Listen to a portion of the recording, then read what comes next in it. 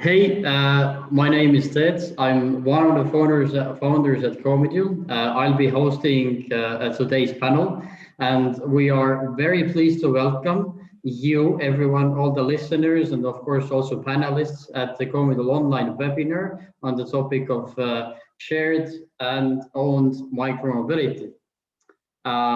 Just to give you a brief of introduction and context, last year in 2020, e-bike sales grew more than 100%, 145% in the United States and 43% in Germany. At the same time, shared scooter and bike fleets remained as a preferred option for commutes over public transit.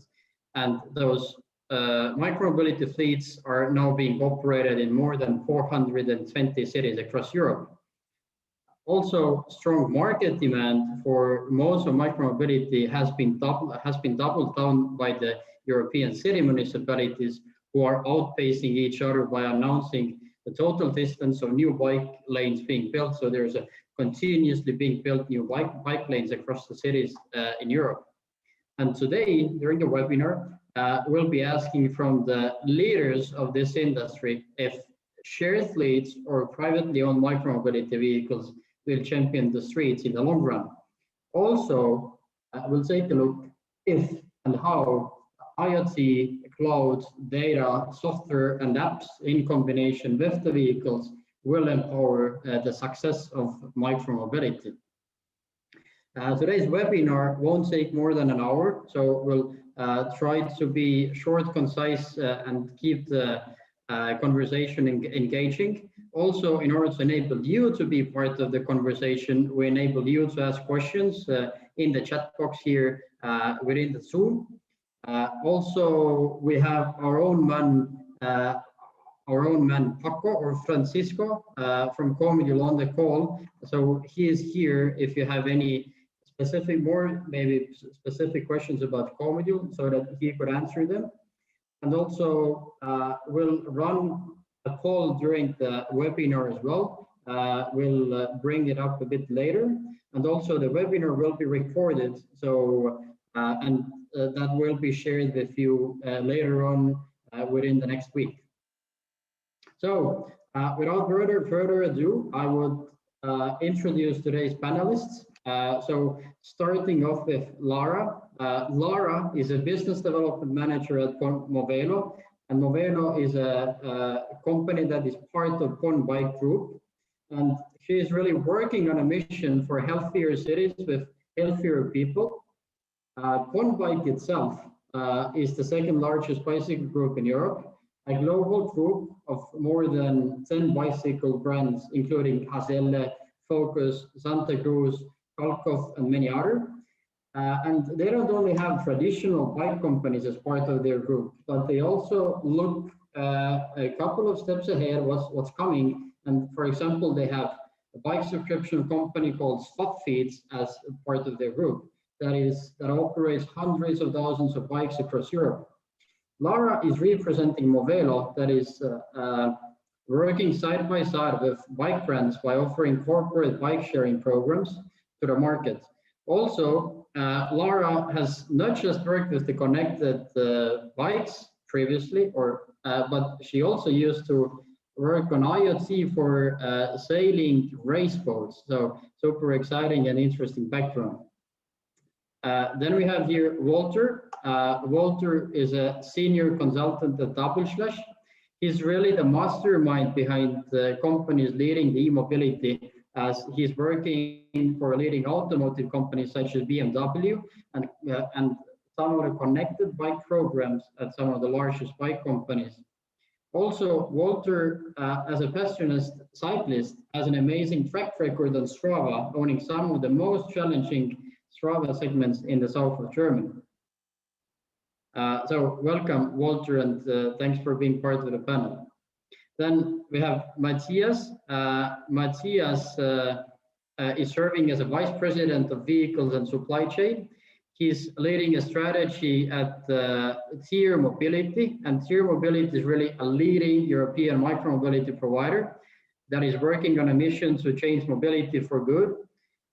here, being valued as a unicorn or a company that is valued at more than $1 billion, operates a fleet of scooters, bikes, and mopeds in more than 90 countries, or sorry, in more than 90 cities across Europe, and definitely has been the fastest growing company ever, or one of them. I've heard that one of the fastest, at least in Germany.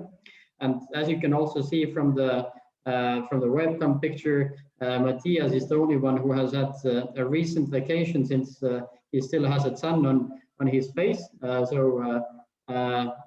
Good life that the people live at Tier Mobility. Thank you everyone for being part of this panel. So without further ado, I would now move into a discussion part, and the first block of the discussion is really about market trends. Where are we coming from and where are we heading? So when we look at Matthias, or when we look at Tier, then they launched their fleet already a couple of years ago. And back at the days, Bird and Lime and Voi and some other companies are really, their only strategy was a land grab, just deploy as many scooters as possible.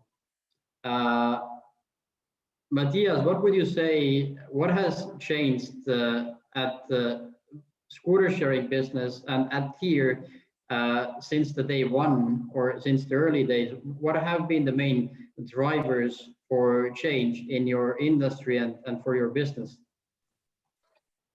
Yeah, I mean, it's always good to make a habit out of your status quo, right? So our status quo was back then that we didn't have the funding that other companies had, and we couldn't maybe also pursue the same strategy, but we also didn't feel that this was needed. I mean, obviously, when you're spinning your narrative and you're pitching your story to investors, you also have to come up with an answer to why it's possible to build a company that catches up with seemingly far ahead giants in terms of funding, which Lime and Bird were back then.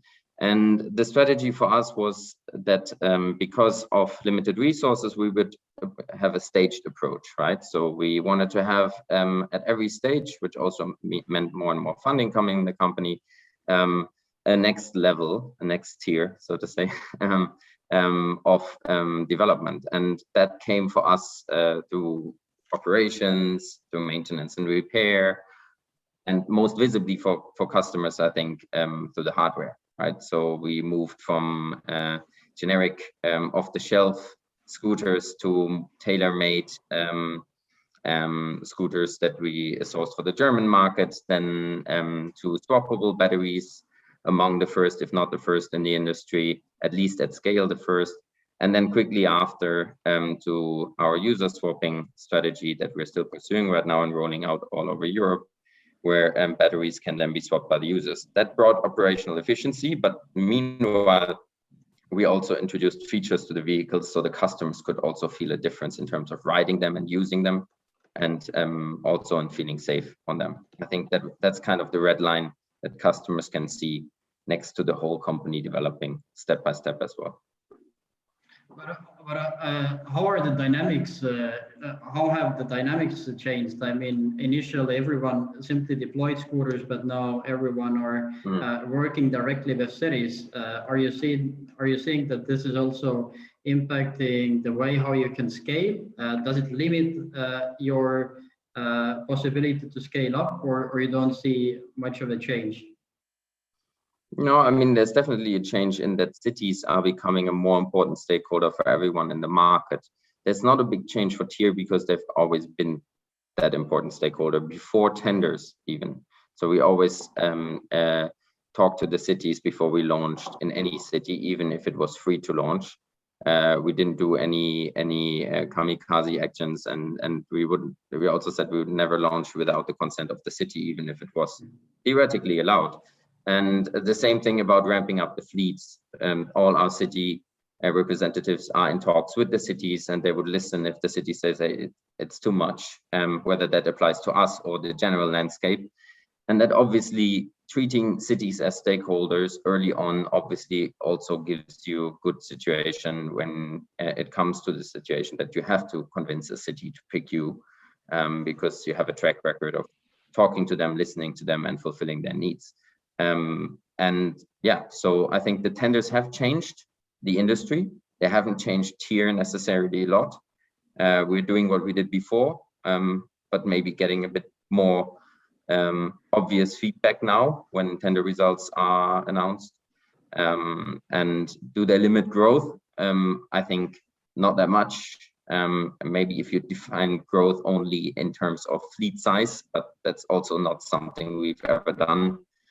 We are looking at rides and active riders. So if you have a limited fleet size but a fair share of it, then you're competing more on other dimensions, such as better hardware, better app, better customer support, and factors like this.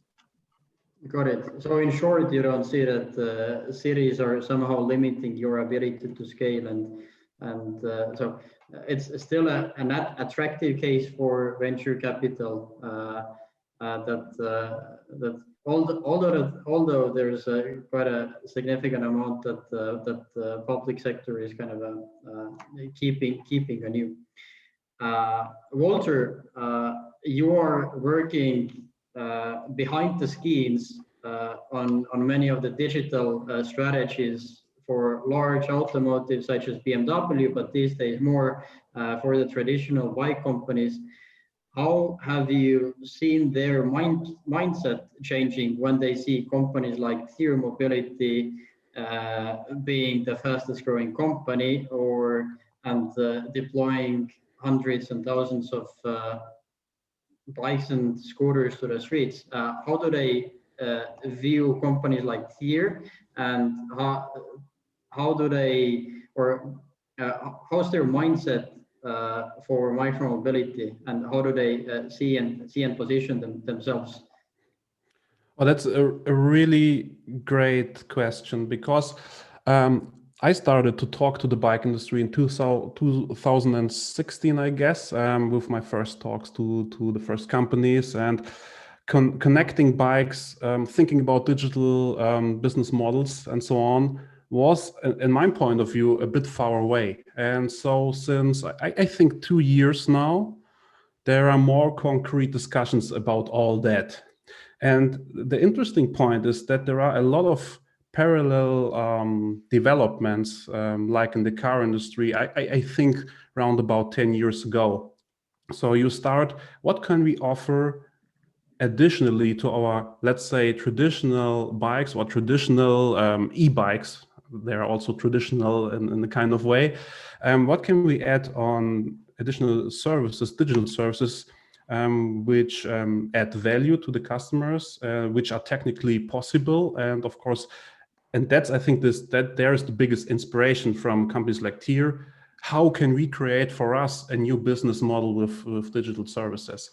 So the mindset has changed in this way, that product managers or managers in general on C-level are starting to think about new business models.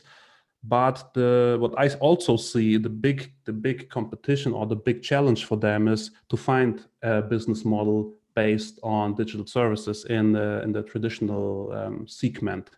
And yeah, that's a big challenge they have, I think, in the next years. And yeah, we will see how they progress on that.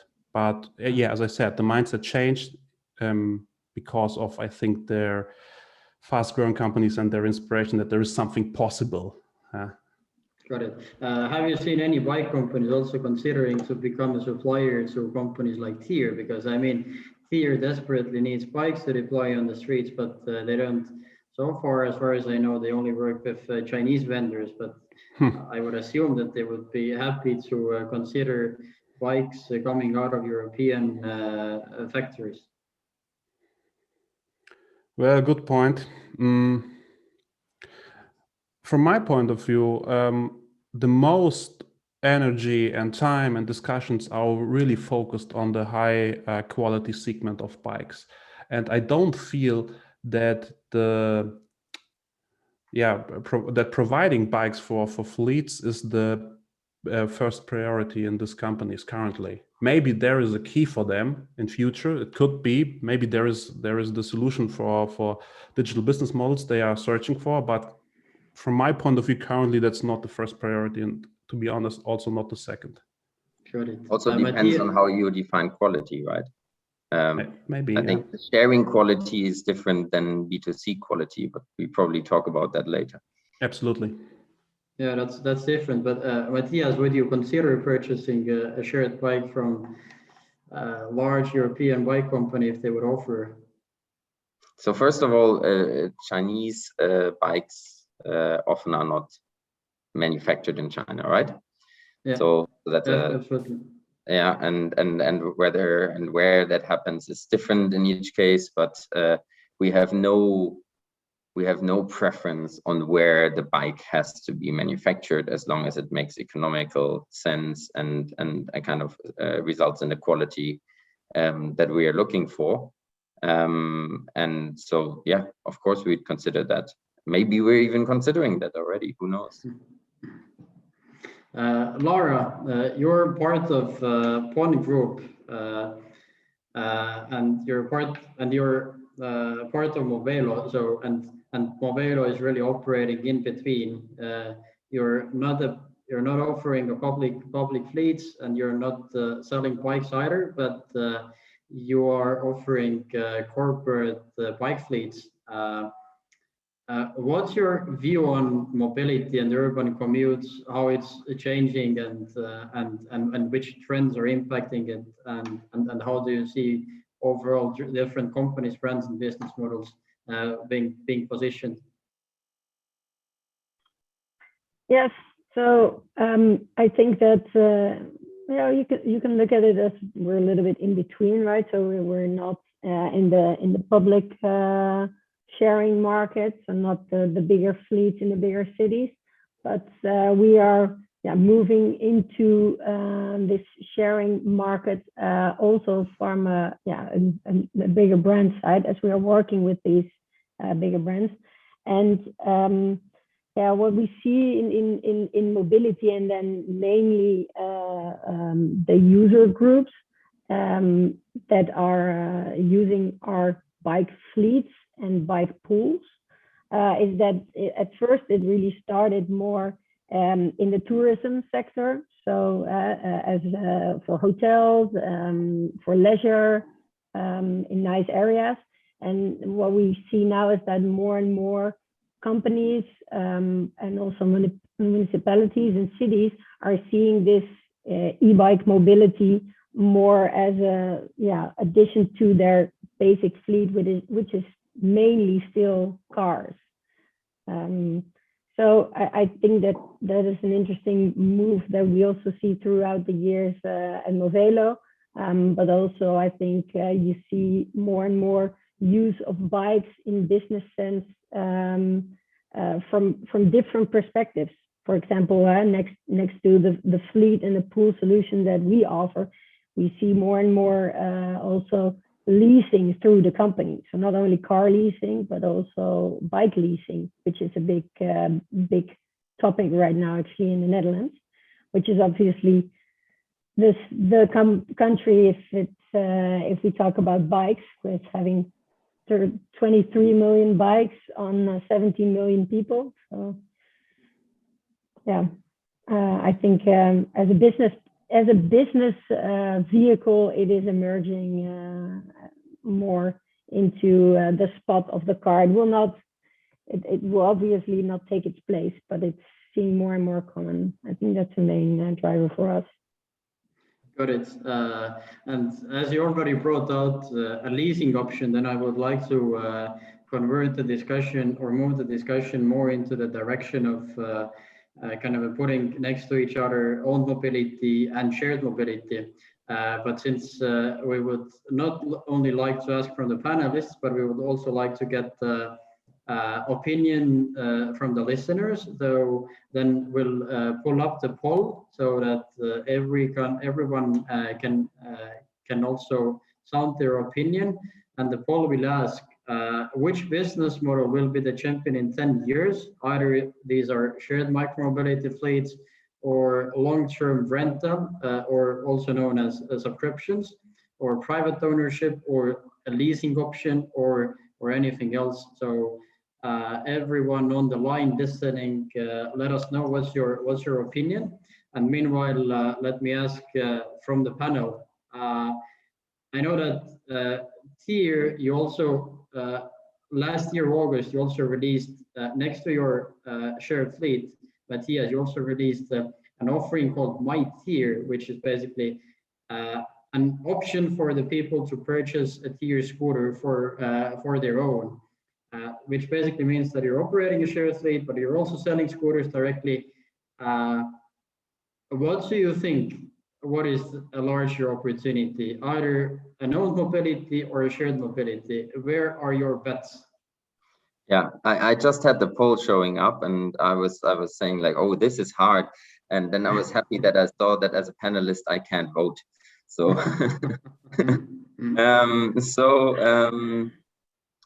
it's very hard to define an either or. I mean, let's look at micromobility as a market. It's the first market I can think of that actually started shared.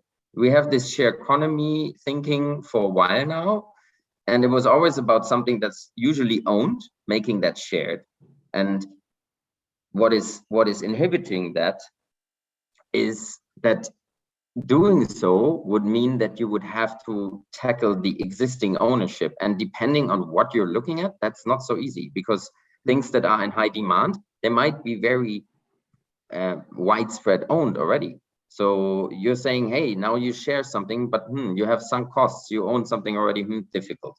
Yeah, but for micromobility that was not the case. So let's put it this way: sharing for the first time got a good chance to show what it's good for. Yeah, and that is the flexibility of having it where you want it, when you want it, on demand. And I think from what we see, that's definitely not something that will disappear. Yeah, because there will always be, even if you own one, you won't have it with you all the time. And remember your rides that you do on these vehicles, sometimes they happen spontaneously, because you feel like it now, or your organic mobility has just shifted you somewhere that you didn't know, or it's about to shift you somewhere that you didn't know before, and then you're happy you have these vehicles. That's the use case for sharing, and I think it's easy to underestimate how big that is actually, the unplanned mobility, because if you ask a lot of people how much spontaneous mobility would you like to have in your life, probably they say rather more than less, because it means kind of excitement. Now, the funny thing is that they didn't really have a choice. I mean, there were ownership options, but not a lot. So they were forced to use sharing first, and now other options appear, whether it's long-term rental, leasing. It's very hard to define the difference, by the way, or ownership. And now we'll see who chooses what gradually. And I think there's some natural barriers. Shared mobility will not be in villages, right? But people still would like to have mobility there, micromobility. You might say, but don't they need cars to go to the next village? Yeah, maybe, but it's not only about replacing cars and ownership, it's also about replacing car rides, right? So you don't need a car to go on a 3-5 minute drive somewhere if you have a micromobility vehicle. But if you live in a village, then you might not be able to share it. That's where then ownership or long-term rental comes into place. So I think we'll have a mix of everything. It depends on the customer group and where they live and what their mobility needs are. But I think for the first time, sharing got a good chance in an industry to show its potential that has been discussed about for many years before. But I can't imagine another market where sharing was actually the first adoption path, and here it was. Well, I would say that it also depends on how to define micromobility. Bikes as a form of transportation have been around for a long time. Also, bike sharing fleets, but ownership was earlier, though, right? Ownership absolutely. Ownership was there first. But if you think about electric scooters, then they really boomed due to the sharing. But basically, what I got from your answer was that you're targeting direct-to-consumer scooters to people that are living in the areas where there is no tier service. Is that correct? Or did I get it correctly? Or do you also see that there's a bit of a competition? If person lives in Berlin, they have tier mopeds, they have tier scooters, maybe also bikes, and then you also offer a scooter to sell. Is there a bit of competition or not? We want to change mobility for good, and you don't do that without riders, right? So we offer this to anyone who feels that they want it. And so we don't target this. This is not subsidizing our non-existent offer for people in villages only. If you live in Berlin and you want to buy a scooter, you can do that as well. And if you look at our marketing, we're not specifically saying, hey, this is the one target group. And if you look at our sales, it's also not so obvious. Yeah. It depends a lot on the mobility habit and patterns. It depends a lot on the individual. Also, mobility or micromobility, e-mobility needs to also target people in different age groups. So my tier customers are older than sharing customers, and that might be because they're still used to owning. Are we the ones who should educate them to use sharing instead if they live in a city? No, I think that's not our mission. Our mission is to change mobility for good. So if they want to buy a scooter, they can buy a scooter, no matter how old that person is. And I think if you look at the sales, as I said, it's not so obvious. And we are not thinking in a way of it that we cannibalize something, because someone who wants to own will own. Yeah, so we rather facilitate that ourselves. Got it. That absolutely makes sense, and understand that you're driving for the better tomorrow with your mission statement. Walter, how do you see, or what do you think? What is a larger opportunity, a shared mobility or own mobility, or any other business models? Well, because I agree, Matthias, 100%. I don't really can answer that question 100%, because there are, as he said, such a lot of different use cases for owned, for leasing, and of course for shared mobility. But what I have seen, for example, in the southern Germany where I live, because it's not an urban area here, that, for example, the leasing offerings we have here for company leasing of bikes are very popular and are very used by colleagues of mine and also friends of mine. So at DoubleSlash, I don't know how many employees we currently have who own or who lease a leased bike, but I think it's more or less 50%, and they are using these bikes for commuting.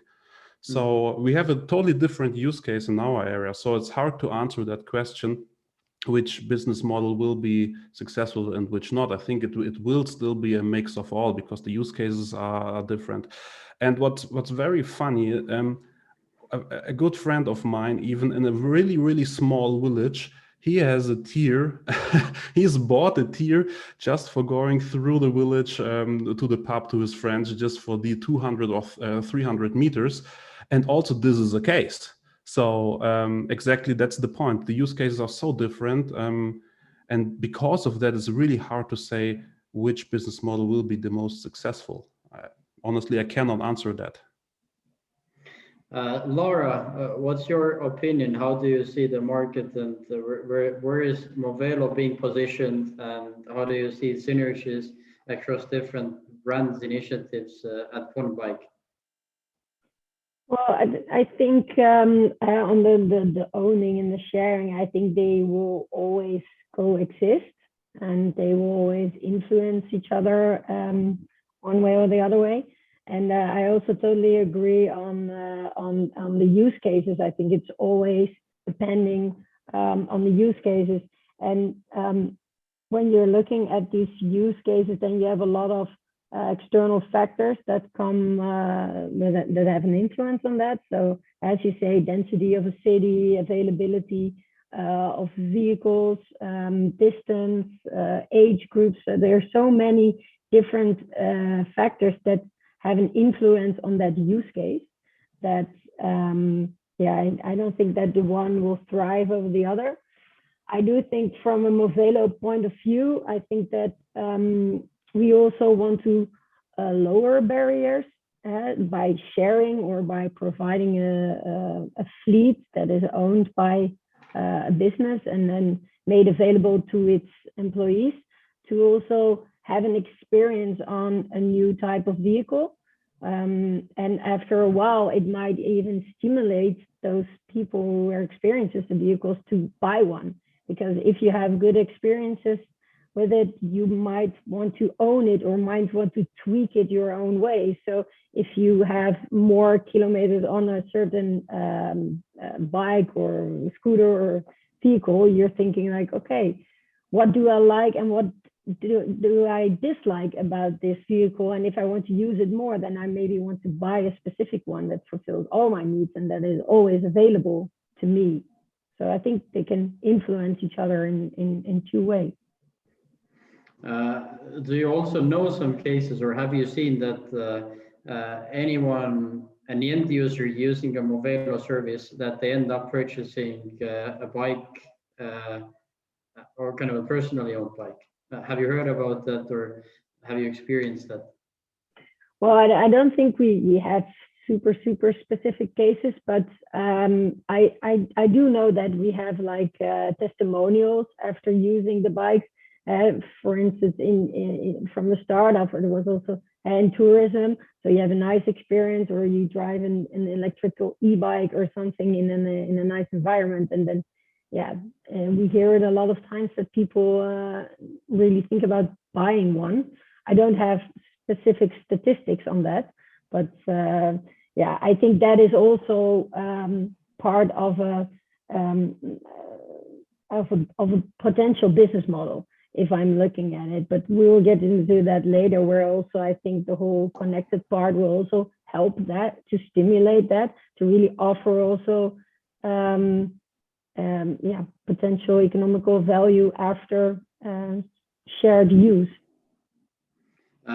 Matthias, are you also seeing that some of the top dogs or some of the top users from tier service, that they are switching over to the personally owned vehicles, that they really get so used to the scooters, and then they think that I use it that much, I pay that much for the for each rental or for each ride, I should purchase my personal one, then I can take a good care of that, etc. Are you seeing those users switching from one to another as well? We have a very big user base, so you will see nearly everything happening. So yes, but the question is always relative to the user base. So we do offer subscriptions for the sharing fleet, right? So we have attractive passes that you can buy that make the whole, I saw the question in the chat, that make the whole economics of sharing also, if you use it regularly, more attractive.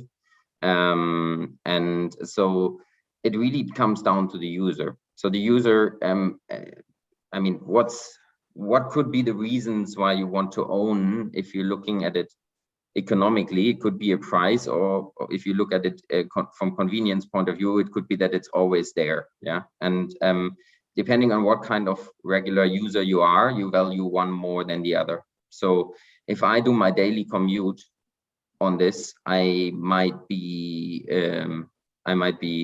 very much focused on having that vehicle there every day because I rely on it. If I do my leisure trips to friends, to wherever I want to go with micromobility vehicles, I might not value that so much. So it's very individual. We see that, definitely it happened, but it's also not like we're farming our heavy tier users into my tier customers. That's not a big factor. So it's there, but it's not a natural life cycle. It really depends on the user. Got it. So you really see actually that that both of those business cases are adding up to each other rather than eating into each other or cannibalizing into each other. So you are not farming existing kind of fleet user base to purchase personally owned scooters, but also it doesn't happen other way around, I guess. I mean, it does happen. As I said, it's just, it Well, depends on the individual. Also, my tier customer, if they don't have their my tier with them and they need a shared mobility ride, guess which app they have? Yeah, so so we see both. It happens. It's more about the connected offer and having what's right for someone, whoever that person is. That's really the ultimate key. I think you can make a business case out of every single component of this. What I see good business cases out of every single component of this: owning, renting, sharing, subscription. and I think the combination could be very beautiful. Do you also think, Matthias, that it's also really depending on how much shared mobility and how many different types of vehicles there are available in a city? Yes, specifically because in sharing, you have to go with the common denominator, right? So you have to offer a vehicle that has widespread adoption and that you can create density with and generate the necessary rides per vehicle. There are special vehicles that might make sense in rental only, yeah, if they address special needs. Think about heavy cargo, or think about accessibility or others. So it's very hard to share those vehicles, right, on a significant scale. So selling them is easy. Leasing them is another option. So it really depends on the vehicle type. I think if you need more vehicles in the city, if you need a more diverse landscape, you will not be able to do that all in sharing. Got it, makes sense. And Matthias Thier raised $250 million just recently. What's your aim with that? Are you aiming to be the mobility platform offering everything? Personally owned vehicles, share fleet, subscription vehicles, or do you put your bets into one or another? Our aim is to create value out of this money. I can't tell you exactly what we will be doing, but we want to put it to good use. Our vision is to change mobility for good. That's a sustainability goal as much as an economical goal, yeah, or it has to go hand in hand. So what we will do will make sure that we fulfill that vision as good as possible, and that might entail us going into other business segments or not. Yeah, I can't tell you exactly what we'll do and what not. Got it. Understand. Thanks, Walter. We are seeing a lot of challenger e-bike companies getting to the market, such as Cowboy, One Move, and they are differentiating themselves with a direct-to-consumer business model, with a connected proposition, etc. And also, they often have a leasing program, and I think One Move also did some pilots with a subscription model. Yeah. How do you see them impacting a traditional industry, a traditional bike industry, bike companies today? Yeah. Emotionally, a lot. Because yeah, they see what they make good, and from my point of view, I wish that the traditional companies will learn more from these new companies, because usually the new companies have a really clear product vision and a really straight way to fulfill it, and that's the biggest point the traditional companies are struggling on regarding the new digital services and business models. So the impact is there. The learning, the grade of learning, let's say it has a bit of potential on that side. So I think for the newcomers, they are sitting in a niche usually at the moment currently. So still there is a lot of potential for the traditional bike industry, bike companies with all the resources and so on, to learn from them, create also nice product visions, and go into new products, and also then maybe business models also. So there is an impact as an inspiration, but I think they could, the impact could be bigger. Got it. As you brought into different digital offerings into a game or into a play, and you probably, Walter, you're working with the widest group of stakeholders on different connected propositions. How do you see different stakeholders benefiting from an IoT? If you think about the entire value chain, the component suppliers, manufacturers, retailers, different fleet services, and so on. How does IoT impact the entire landscape or supply chain? I think this is also very different and maybe industry or even use case related. For example, IoT for companies like Tier is a technological enabler, of course, also for you guys. So from that perspective, it's very, very important to have IoT. What I've learned in the car industry, for example, is that data could be a very hard driver to create IoT solutions, not for creating a game-changing use case for the end consumer, but collecting data for our own purposes. For example, that was, I think, the first motivation from BMW to improve the service, to improve the offerings dealer can make, to trigger people to come to the maintenance events regularly and so on. So data could also be a very big trigger for creating IoT solutions. This is a potential. I wish also on that point for end consumer bikes and digital discussions that this point is seen more. Currently, the most discussions are regarding how can we create some nice features, but not what can we do with the data. So I think there is a lot of potential for service, maintenance, and also for the bike companies also in, I don't know, targeting new cyclists and improving products and so on. So it's a really broad panel of possibilities IoT can enable, but they are different for different companies and also different use cases also. Do you have any specific examples on how data have been used for internal purposes? You brought an example of BMW that data can trigger maintenance events. Could you think of, or could you bring any other examples as well where data could be useful?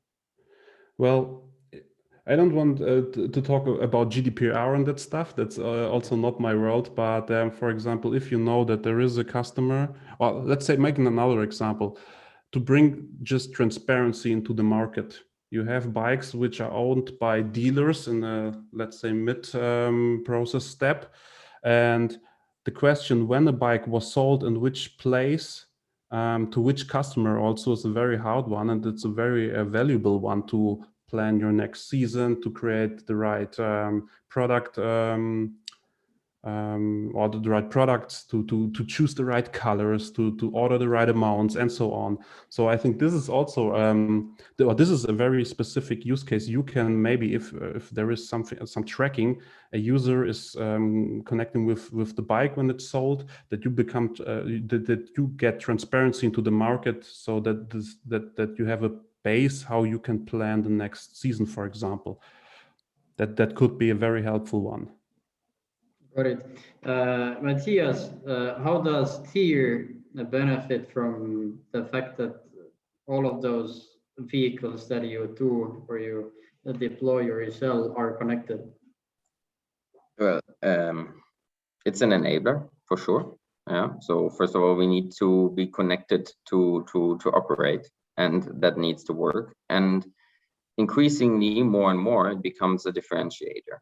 So that has to do a lot with the cities as one of our key stakeholders, also a bit with the riders. There's a lot of things you can do with the IoT in sharing fleets that you probably wouldn't do with the IoT on owned or even leased vehicles. That generates value for the cities that they ask us to do or appreciate us doing, or generate a value for the riders that sometimes the riders appreciate, sometimes the cities appreciate more than the riders, but things that we're experimenting with, for example, accident prevention. And yeah, so it becomes a differentiator. I'm convinced it will stay this differentiator for sharing fleets. I'm not so convinced that IoT, in the extent of sharing, certainly not, but even at all, including tracking, is needed for the ownership market or the long-term rental market. I think you can strip that down to the minimum there, because our experience is also that customers do not necessarily like to be tracked. What's your current or the current MyTier scooters that you sell? Are these connected? The first ones, the first generation we sold, because those were refurbished, they had an IoT module, and we disabled the tracking because we asked before customers, would you like that? Would you like to be able to track your vehicle? But well, you're on it. It might serve as a theft prevention, but then that use case doesn't justify having a GPS tracking of your movements all the time. So we discarded that idea, we deactivated it. So it has such a module, but it doesn't work. It doesn't show you anything and doesn't show us anything. And the new generation of MyTiers, the MyTier Goes, they simply have a control mechanism of the scooter. They don't have any GPS antenna or any connectivity associated. But you still offer an application together with the scooter, or you don't offer even an application? Okay. Yeah, you have the application to command the scooter, and I think that's important for us, and it's also important for customers. So why do you say that this is important? I mean, because how we view that is that application to interact with the vehicle, that's also part of the, let's say, connectivity proposition typical. Yeah, I mean, why is it important for the customer, you mean? To be able to, yes. I mean, because nowadays you control all things smart by your smartphone, right? So giving them a key or badge or something like this is strange. And having just an on-off button like the previous consumer models had, it's also very easy then to crack that scooter, to steal it, and everyone who owns cares for their property, so they don't generally like the idea of an on-off button that anyone could use, even if you can put a lock around it.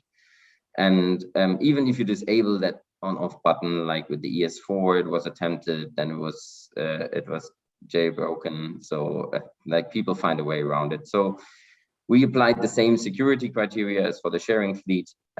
Means you can operate it with your smartphone, and we got good user feedback for that. Got it. So eventually these are still connected scooters, but they are just but they don't have any kind of a tracking capability. No, the newest scooters are also not connected. There's no SIM card in there. Well, there's no SIM card, but there's Bluetooth connectivity. Yeah, Bluetooth. I presume. Yeah. Cool. Laura, what is the value of IoT? Or what's the value that IoT brings to Movelo corporate shared fleets, and perhaps also other initiatives or brands at One Bike? Yeah, I think for us, from Movelo point of view mainly, fleet management is obviously important. We can manage and see the conditions of the bikes and provide preventive maintenance and balancing of the fleet. So yeah, we can guarantee more quality and more stability of the fleet. And another thing is also that we are quite widespread, also in Germany and in the Netherlands, and we can also provide it in smaller cities. And that is also where connected becomes more important for us to get data of the bikes. Also the GDPR, I'm staying away from that, but I think you can anonymize data enough, and also tracking. You don't want to have personal tracking, so that is always very, very much in mind that we don't do that, but we mainly use it for the fleet management purposes. And in other fields, I do think that it offers a lot of benefits. The anti-theft benefit is, yeah, we can see it a lot here. Many bike manufacturers here in the Netherlands offer this service. So we find those bikes, we track them, and they bring them back, which actually works pretty well. My own bike was stolen. I had it back myself within a few hours, so I was really happy with that.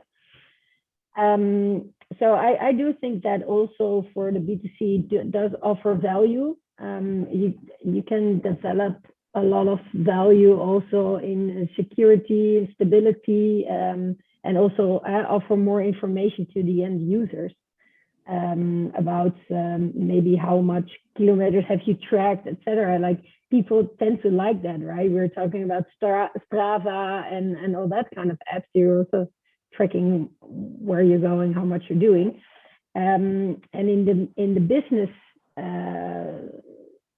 part of that, we also see a tendency that they want to see, hey, how much CO2 did I save by taking a bike, and how much fitness do I add? So I do think that in a lot of ways it can add a lot of value to customers and to companies.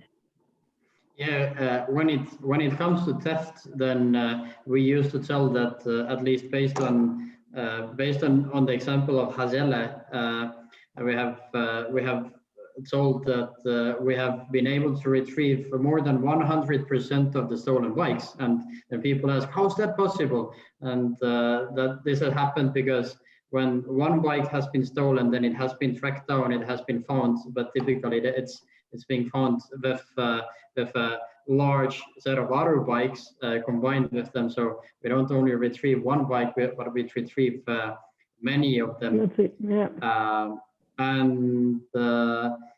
And also we see that all of the challenger bike companies, One Move, etc., they really have connectivity as a center of their kind of proposition, enabling over-the-air updates, enabling theft tracking, etc. And I think there are also ways how to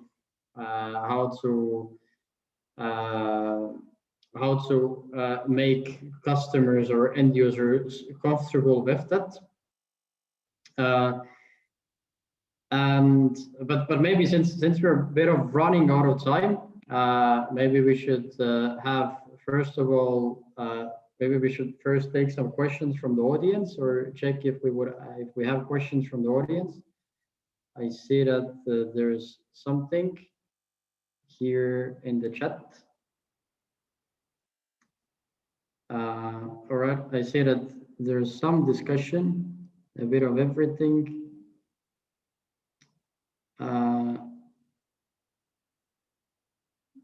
All right, seems that we don't have really so many questions. Then I use the last maybe 5 minutes to ask one final, or one kind of a final question. How did the poll end, if I may ask?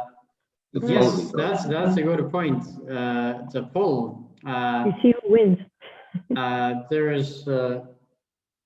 Let's say, let me start from the backwards. So 3% goes for option other. Then 24% replies goes for leasing. So that's super interesting that Walter says that 50% of your colleagues are leasing a bike. I didn't know that it's that popular, but it probably also depends on an area. Maybe we have to explain which leasing model that is. I think there are also differences between different models. Choosing your own wish bike versus just a standard bike and so on. So there are different models, and I think this is important to explain that. Yeah. And then there's 32%, which is a third place. It goes for the private ownership. So old school traditional private ownership. Then the second place goes for shared micromobility fleets. Sorry, Matthias, for not winning, 45%. But also, luckily, you have a mightier option, which is long-term rental or subscriptions. So That's actually not my tier, but well, sorry, that's not my tier, yeah. But you also have subscription offering in some cities, I guess, right? It's a bit confusing because we understand something different between subscriptions and long-term rental. But yeah, we have subscriptions. We, in our opinion, don't have long-term rental. But how does it work? Do you also offer a service along with the subscription? And the subscription, you have a monthly, a day pass, a reduction over a period of time, but you don't continuously rent a scooter.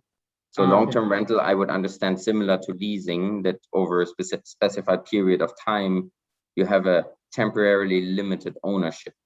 And so yeah, subscriptions we have, and the latter we don't have. But do you have monthly subscription package as well, or the longest one you have? Okay, monthly as well. And that's active in all of the cities that you operate. It changes a little bit. I know that there's also someone in the market with a yearly pass or yearly reduction thing. It's very much in movement right now. So if you observe the shared micromobility market, subscriptions are changing nearly weekly, because I think everyone tries to find out what works for them, which is good because they're trying to find out, including us, what works for our riders, right? And you come up with specific profiles because, once again, not one size fits all. And those are reflected by different passes that you offer. Got it. What's the sweet spot for you? Can't tell that because maybe competition is listening. But I'm pretty sure if someone launches a pass, pretty soon everyone else launches it too, just to see how it goes. It's iterative process. This is a super fragmented user base, and they all have different mobility needs. You can't offer a customized pass for each individual user and negotiate with each one. But you're trying to segment and find patterns, and it's not so obvious that someone just crunches an algorithm and then you understand every single rider of millions that you've ever had. So I think it's an interesting process. It's a healthy process for the industry because it means coming even closer to the riders, and it's very much in progress now for everyone who's seriously competing in this market, which I think is good. It's as someone posted in the chat, it needs to be affordable for the common man, and I'm fully convinced of that. Common woman as well. Absolutely, and it's super exciting that we are at the very early days of micromobility, and we are the ones who are able to test out all those different business models, business cases, and also experience how different parts of technology, either vehicles or connectivity or IoT or software, can really have an impact. But I think that on that bombshell, it's time to wrap up and end the conversation. Thanks a lot to Walter, Laura, and Matthias for being part of that discussion. I hope that the listeners enjoyed it, and if you have any questions, feel free to reach out either directly to me on tiit@comodule.com or through a LinkedIn or any other channel you'll find Comodule from. So thanks, and any other final words from the panelists that you want to shout out? Thanks for hosting, Keith. All right, thanks all, and thanks for the panel, and see you soon. Stay healthy. Thank you. Thank you. Have a good one, everyone. Bye-bye.